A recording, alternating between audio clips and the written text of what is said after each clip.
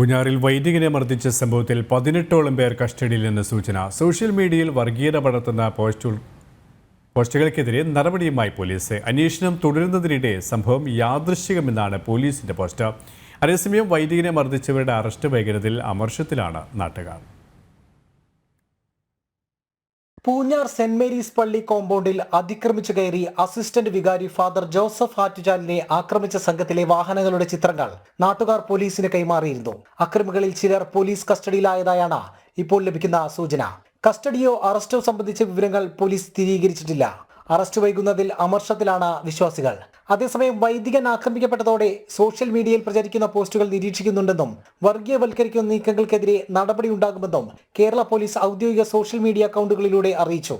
പക്ഷേ യാദൃച്ഛികമായ പ്രാദേശിക സംഭവമെന്ന പോലീസിന്റെ പോസ്റ്റിലെ പരാമർശം പോലീസിന്റെ മുൻവിധിയും നിസ്സാരവൽക്കരിച്ചുകൊണ്ടുള്ള സമീപനത്തിന്റെയും തെളിവാണെന്ന് വിമർശനമുയർന്നു. അക്രമികൾക്കെതിരെ UAPA ചുമത്തണമെന്ന് PC ജോർജ് ആവശ്യപ്പെട്ടു. വളരെ ദയനീയമായ സ്ഥിതിയാണ്. ഭയങ്കര അമർഷമുണ്ട് ഇതിനകത്ത്.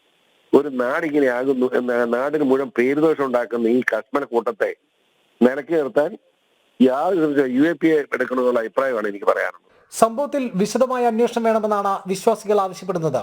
അക്രമികളുടെ പശ്ചാത്തലവും യഥാർത്ഥ ഉദ്ദേശവും പുറത്തുകൊണ്ടുവരാൻ നിഷ്പക്ഷമായ അന്വേഷണം വേണമെന്ന് നാട്ടുകാർ ആവശ്യപ്പെട്ടു. ജനം, കോട്ടയം.